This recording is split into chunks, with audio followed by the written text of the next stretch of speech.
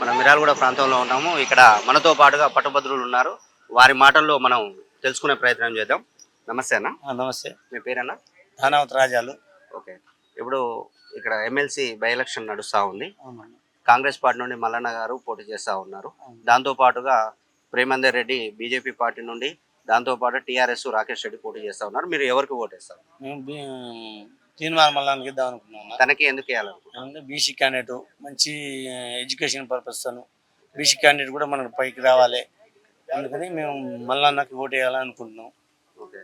ఉం. దాంతో మా నిరుద్యోగుల సమస్యల మీద పోరాడే అవకాశం ఉన్నదా? ఉన్నది. తీర్మానం మల్లన్నకు ఉంది, ఆయన వయసు ఉంది, ఆయన పోరాడతాడు, ప్రశ్నిస్తాడు. ఓకే. ఆ. దాంతో పాటు ఎంత మెజార్టీతో గెలవబోతా ఉన్నా? 2 లక్షల దాకా 2.5 లక్షల దాకా గెలుస్తాం. నమస్తే అన్న. నమస్తే అన్న. మీ పేరన్నా? నా పేరు మదన్. ఎక్కడ? మా త్రిపురం అన్న. ఓకే. ఇప్పుడు ఎమ్మెల్సీ ఎలక్షన్ నడుస్తా ఉంది కదా, మీరు ఎవరికి ఓటు వేయవచ్చు? మేము ఎమ్మెల్సీ ఎలక్షన్లో తీర్మానం వల్లకి సపోర్ట్ చేద్దామని, తీర్మానం వల్లకి ఓటు వేద్దాం అనుకుంటున్నామని. తనకి ఎందుకు వేయాలనుకుంటున్నాను? తనకంటే అతను ప్రశ్నించే గొంతు, ప్రజల పక్షాన్ని నిలబడి ఈ ఒక సామాన్య వ్యక్తి కుటుంబం నుంచి వచ్చి ఏవి అంటే డబ్బు లేకున్నా సరే ప్రజల పక్షాన్ని నిలబడి పోరాడి ఒక 72 రోజులు జైల్లో ఉండి ప్రజల కోసం కష్టపడుతుంది కాబట్టి అతన్ని గెలిపించి మరింత ప్రజల కోసం పోరాడుకోవడానికి అతన్ని ఎన్నుకున్నాను, మేము నిర్ణయించుకున్నాం. దాంతో పాటుగా ఇప్పుడు అధికార పార్టీ నుండి పోటీ చేస్తూ ఉన్నారు కదా, చట్టసభల్లో నిరుద్యోగుల సమస్యలు, వారికి ఉన్న జాబు క్యాలెండర్ కానీ వీటి గురించి కొట్లాడే అవకాశం ఏమన్నా ఉన్నదా? ఖచ్చితంగా ఉందండి. నిరుద్యోగుల గురించి ఆయనకు ఏ అధికారం లేనప్పుడు కూడా ప్రజల పక్షాన్ని నిలబడి నిరుద్యోగుల మీద చాలా కొట్లాట జరిగింది. ఇప్పుడు ఆయన కృషిని గుర్తించి ఆయన కాంగ్రెస్ అధిష్టానం ఆయనకి సీటు ఇవ్వడం పట్ల మేము కూడా ఆశ్చర్యం వ్యక్తం చేస్తున్నాం. కాంగ్రెస్ ప్రభుత్వాన్ని ఖచ్చితంగా ఆయన నిరుద్యోగుల గురించి, విద్యార్థుల గురించి, విద్య పైన కూడా ఖచ్చితంగా కొట్లాడతాడు. అతను ఉచిత విద్య, ఉచిత ఆరోగ్యంపై ఖచ్చితంగా ఆయన నిర్ణయం తీసుకునే అవకాశం ఉంది. ఆ సమస్య మీద కూడా మేము ఆయనకు సపోర్ట్ చేస్తాం. ఆయన ఖచ్చితంగా గెలిపించుకుంటాం. ఎంత మెజార్టీతో గెలవబోతా ఉన్నారు? దాదాపు 2 లక్షల మెజార్టీతో వస్తుంది. Okay, thank you. నమస్తే అన్న. నమస్కారం సార్. పేరు? రమేష్. ఏ మండలం? త్రిపురం. మీకు ఎమ్మెల్సీ ఓటు ఉందండి? ఉందండి. ఇప్పుడు జరిగే బై ఎలక్షన్లో మీరు ఎవరికి ఓటేద్దాం అనుకుంటున్నారు? తీర్మానం మల్లన్న. మల్లన్న గారికి ఎందుకు వేయాలనుకుంటున్నారు? అంటే గత ప్రభుత్వంలో చేసినటువంటి వైఫల్యాల గురించి ప్రస్తావిస్తూనే నిరుద్యోగ సమస్య, అట్ ద సేమ్ టైం ఉపాధి కల్పన గురించి చాలా ప్రశ్న జరిగింది ఆయన. ఇప్పుడు కూడా అలాంటి వ్యక్తిని మనము ఎంఎస్ ద్వారా ఎన్నుకుంటే మనకు అన్ని సమస్యలు తీర్చాలని చెప్పి వ్యక్తి. ఇప్పుడు ప్రభుత్వం అధికార పార్టీతో ఉంటూ ఈరోజు పోటీ చేస్తూ ఉన్నారు. మరి అతను నిరుద్యోగుల సమస్యల మీద పోరాడడానికి ఏమైనా అవకాశం ఉందంటారా? ఉందండి. ఎందుకంటే లాస్ట్ సారే వాస్తవానికి లేకుండా కానీ ప్రయత్నం జరిగింది, చాలా పోరాటం జరిగింది. సార్ని జైలు పెట్టడం కూడా జరిగింది. ఆయన కానీ ఇప్పుడు ఇళ్ళకి వచ్చి కూడా తాను ఇప్పటికి కూడా ప్రభుత్వ సలహాలు, సూచనలు ఇస్తున్నాడు. ఎందుకు నిరుద్యోగుల గురించి. అలాంటి వ్యక్తి చూద్దామని చూస్తున్నాం. ఓకే. ఇప్పుడు జీరో పాలిటిక్స్ తోనే వస్తున్నారు. అతనుకున్న ఆస్తి మొత్తం గవర్నమెంట్ కి రాసి ఈరోజు జీరో బడ్జెట్ తోని రాజకీయంలోకి వస్తున్నారు. దీన్ని ఏ విధంగా మీరు స్వాగతిస్తారు? 100% స్వాతంత్ర విషయం. ఎందుకు ప్రజాస్వామ్యం ఇలాంటిది మంచిది, ఇలాంటిది అందరూ చేయాల్సిన విషయం. ఎంత మెజార్టీతో గెలుస్తారు? మెజారిటీ 100% గెలుస్తారు పక్కా. Thank you. పేరేనా? నా పేరు పరమేశ్ అండి, మిర్యాలగూడ మాది. ఓకే. ఇక్కడ నేను ఇంద్రమ్మ కాలనీలో ఉంటా. నాది ఎంఎస్సి బీఈడి కంప్లీట్ అయ్యింది. ఓకే. అయితే ఇక్కడికి తీన్మార్ మల్లన్న గారు ఎప్పటి నుంచో నేను ఇంతవరకు చూడలేదు, క్యూ న్యూస్ ఛానల్ చూడడం జరిగింది. కానీ అసలు చూద్దాం, అసలు అన్న గురించి చాలా విన్నాం. ఎందుకంటే సామాజిక కార్యక్రమాలు కానీ, సేవా కార్యక్రమాలు కానీ చాలా వరకు మీ క్యూ న్యూస్ ఛానల్ చాలా చూడడం జరిగింది. ప్రత్యక్షంగా ఒకసారి కలుద్దాం, అన్నని కలిసి అసలు మా నిరుద్యోగుల బాధలేంది, నిరుద్యోగులు ఏ విధంగా బాధపడుతున్నారు, ఇంకా అదేవిధంగా ఇంతవరకు జాబ్ క్యాలెండరు గురించి కానీ, నెక్స్ట్ ఫర్దర్ చేయబోయే ఎటువంటి కార్యక్రమాలు అన్న చేస్తాడో అవన్నీ సార్ని అడిగి తెలుసుకుందామని నేను ఇక్కడికి రావడం జరిగింది. ఓకే అండి. ఇప్పుడు ఆయన ఉన్న ఆస్తి మొత్తం గవర్నమెంట్కి రాసిచ్చి జీరో పాలిటిక్స్లోకి వచ్చారు. దీన్ని మీరు ఏ విధంగా స్వాగతిస్తున్నారు? యాక్చువల్గా ఇప్పుడు ప్రజెంట్ పొలిటీషియన్ చూసుకుంటే చాలా వరకు ఎలక్షన్లో నిలబడుతున్నారంటే వాళ్ళు ధనవంతులై ఉండి నిలబడడం జరుగుతుంది. కానీ ఫస్ట్ టైం ఇట్లా జీరో బ్యాలెన్స్తో వచ్చి నిజంగా చేస్తున్నంటే నిజంగా అన్నకి హ్యాట్సాప్ చెప్పాల్సింది. ఓకే అండి. ఎంత మెజార్టీతో గెలవబోతా ఉన్నారు? దాదాపుగా 1,00,000 మెజార్టీతో ఖచ్చితంగా. యాక్చువల్గా లాస్ట్ టైమే ₹1 కూడా అసలు యాక్చువల్గా ఏంటంటే వేరే వాళ్ళు పెట్టినా కానీ అన్న ఒక్క రూపాయి కూడా లేదు, కానీ సైలెంట్ ఓటింగ్ జరిగింది. కానీ లాస్ట్ మూమెంట్లో ఏమైంది తెలియదు, కానీ యాక్చువల్గా అన్న ఒకటి రెండు తేడాతో ఓడిపోయాడు. అది మాత్రం ఖచ్చితంగా చెప్పగలుగుతా. ఓకే, ఇక్కడ పక్కన ఇంకో పట్టుభద్రుడు ఉన్నాడు. అన్న మీ పేరేం పేరు? నా పేరు వెంకటేశ్వర్లు, నందిపాడు, మిర్యాలగూడ. ఓకే అండి, ఇప్పుడు ఎమ్మెల్సీ ఎలక్షన్ లో ఎవరికి ఓటు వేయబోతున్నారు? మేము తీన్మార్ మల్లన్న గారికి ఓటు వేస్తాం. తనకి ఎందుకు వేయాలను? ఎందుకంటే తనలో పేదల పక్షంలో ఉండి కొట్లాడుతాడు, అంతేకాకుండా నిరుద్యోగుల గురించి పట్టించుకుంటాడు. ఎవరు తెలియని టైంలో కూడా అన్నగారు వచ్చి జనాలకు చైతన్యం తీసుకొచ్చాడు. ఆ రోజు కేసీఆర్ గవర్నమెంట్లో కూడా చాలా గట్టిగా ఫైట్ చేసి తన యొక్క అన్నీ వదిలేసి మన పేదల కోసం జైలుకు పోయి 72 రోజులు జైల్లో ఉండి జనాల కోసం కొట్లాడిన వ్యక్తి. అతన్ని గెలిపించుకుంటే శాసనమండలిలో పోయి మన కోసం ఎంతకైనా తెగించి మనకి అన్ని విధాలుగా ప్రయోజనం కలిగేలా చేస్తాడు. అలానే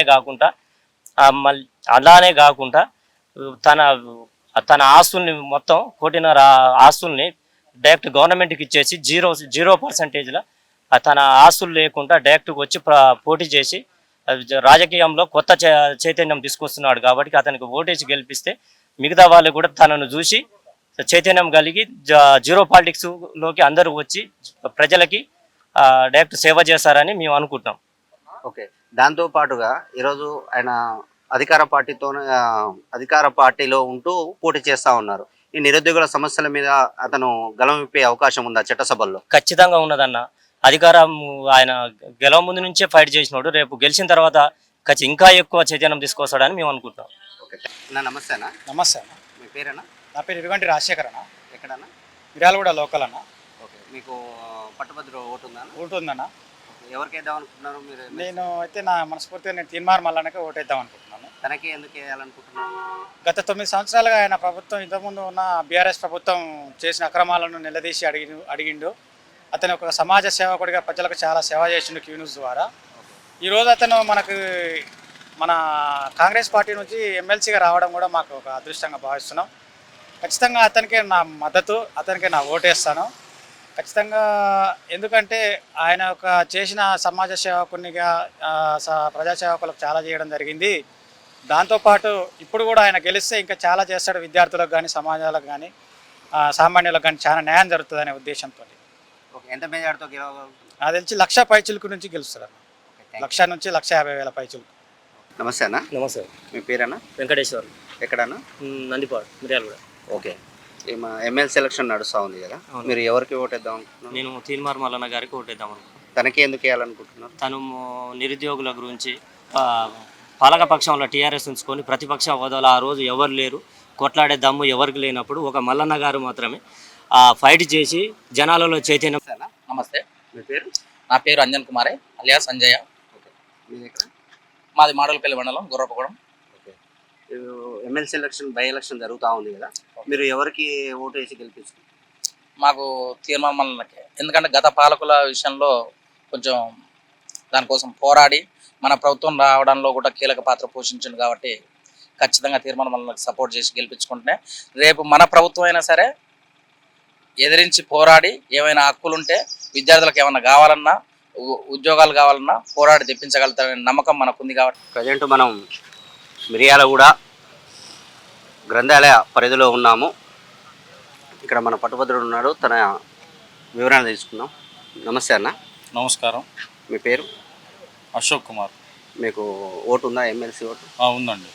ఎవరికి ఓటు వేద్దాం అనుకుంటున్నారు? మల్లన్న గారికి వేద్దామని అందరూ అనుకుంటూతో పాటు మేము కూడా మల్లన్న దారిలో పోవాలనుకుంటున్నాం. తనకే ఎందుకు వేయాలి? ఆనాడు ఎన్నో ఆశలు ఆకాంక్షలతో ఏర్పడినటువంటి తెలంగాణ రాష్ట్రంలో ఎందరో తెలంగాణ ఉద్యమకారుల్ని అణిచివేస్తూ వారి పంచాన చేర్చుకున్నటువంటి కేసీఆర్కి కేవలం తీన్మార్ మల్లన్న మాత్రమే తీన్మార్ డ్యాన్స్ చేపిస్తూ ఆనాడు కేసీఆర్కి రాష్ట్రంలో అడుగడుగున ప్రశ్నించినటువంటి గొంతుక తీన్మార్ మల్లన్న. అందుకోసం ఇవాళ యువత ఎక్కడికక్కడ పట్టుభద్రులు తీన్మార్ మల్లన్నకి గెలిపించి చట్టసభల్లో పంపిస్తే ఇంకింత మా యువత తరపున చట్టసభల్లో మా వాణిని వినిపిస్తారని ప్రత్యేకంగా తీన్మార్ మల్లన్నే వేయాలనుకుంటున్నాం. దాంతోపాటుగా తనకున్న ఆస్తులన్నీ గవర్నమెంట్కి బాండ్ రూపంలో అప్పచెప్పి ఈరోజు రాజకీయాల్లోకి వచ్చారు. దీన్ని ఏ విధంగా మీరు? 1,000 కోట్లకు అప్పులు చేసినటువంటి కేసీఆర్ ఇవాళ రాష్ట్రంలో వెనక చూసి మళ్ళీ చూస్తే అంతా శూన్యమే మిగిలింది. అటువంటి ఈ రాష్ట్రంలో తీర్మానం వలన వారి ఆస్తులను కూడా ప్రభుత్వానికి రాయడం, ఇంకా ప్రజలకు వారి నిధులు కూడా ఉపయోగపడతాయని నేను భావిస్తూ ఉన్నాను. కేవలం తీర్మానం వలన ఇవాళ కాంగ్రెస్ పార్టీని అడుగడుగున ఎక్కడ పడితే అక్కడ ప్రచారం ముందుకు నడిపిస్తూ ఇవాళ కాంగ్రెస్ పార్టీ అండదండలతోటి తీర్మానం వలన రావడంతో ఇవాళ కాంగ్రెస్ పార్టీ ఈ రాష్ట్రానికి సురక్ష అని చెప్పేసి భావించినటువంటి తరంలో తీర్మానం వలన కూడా కాంగ్రెస్ పార్టీ తరఫున పోటీ చేయడంతో ఇక తీర్మానం వలనతోనే ఏదైనా సాధ్యపడుతుందని భావిస్తూ ఉన్నాం. నమస్తే అన్న. నమస్తే మీరేనా? పూలగాని వెంకటేష్ గౌడ్ అండి. ఈ ఎమ్మెల్సీ ఎలక్షన్ జరుగుతూ ఉంది కదా, బై ఎలక్షన్. దీంట్లో మీరు ఎవరికి మద్దతు ఇస్తారు? తీర్మానం మల్లన్నకి ఇస్తామండి. ఓకే, తనకేందుకు? ప్రజా గొంతుక గత ప్రభుత్వ అరాచకాలని ప్రజలకు వివరించి ఆ ప్రజా గొంతుకకు మరి రేపు జరగబోయే 27వ తారీఖు రోజు 2వ నెంబర్పై తీర్మానం మల్లన్న గుర్తుపై ఓటేసి గ్రాడ్యుయేట్స్ మొత్తం భారీ మెజార్టీ ఇవ్వాలని మేము మిర్యాల నియోజకవర్గం నుంచి కోరుచున్నాము. ఎంత మెజార్టీ వస్తుంది?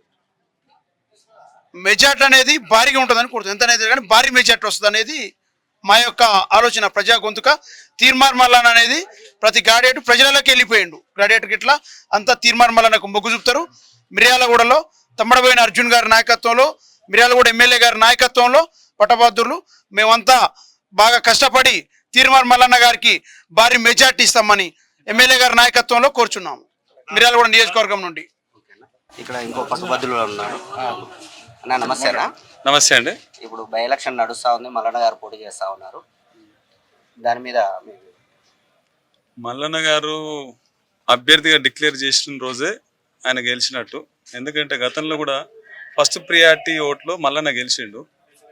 కానీ బీఆర్ఎస్ పార్టీ నాయకులు 4 రోజులు కౌంటింగ్ చేసి సెకండ్ ప్రియారిటీ ఓట్లో పల్లా రాజేశ్వరరెడ్డిని గెలిపించడం జరిగింది. కాకుండా నైతిక విజయం తీర్మానం మల్లన్నదే.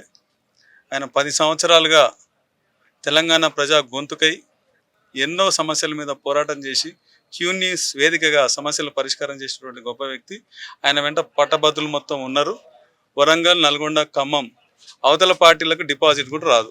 తీర్మానం మల్లన్నకు వన్ సైడ్గా ఓటేయడానికి సిద్ధంగా ఉన్నారు. దాంతో పాటుగా అతను ఉన్న యావదాసి గవర్నమెంట్కి బ్రాండ్ రూపంలో రాసిచ్చి ఈరోజు ప్రజాక్షేత్రంలోకి వచ్చారు. Zero politics. దీన్ని ఏ విధంగా మీరు స్వాగతిస్తారు? ఇప్పుడు మల్లన్న ఆ రోజు టీఆర్ఎస్ ప్రభుత్వం నియంత పాల్గొడిన కేసీఆర్కి ఎదురు తీరడానికి పెద్ద పెద్ద నాయకులే ముందరికి రాలేదు.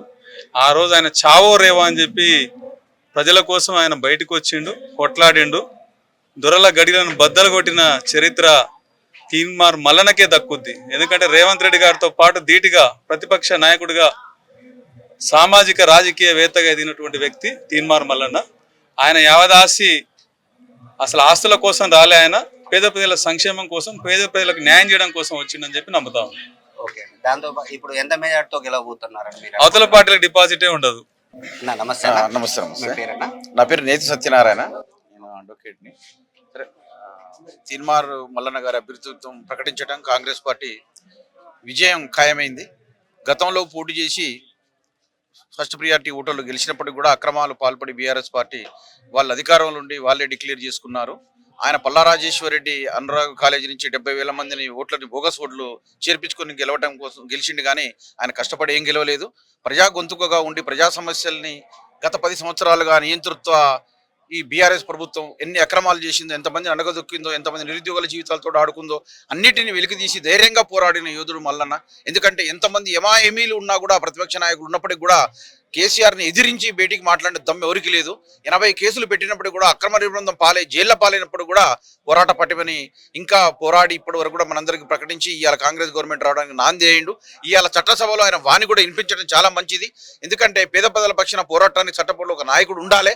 నిరుద్యోగుల పక్షాన ఆయన పోరాటానికి కంకణం కట్టుకుండు. కాబట్టి అందరూ ముక్త కంఠంతో తీర్మానం వలని భారీ మెజార్టీతో గెలిపించాలని అందరి పట్టభద్ర ఓటర్లకు నేను సభాముఖంగా విజ్ఞప్తి చేస్తున్నాను.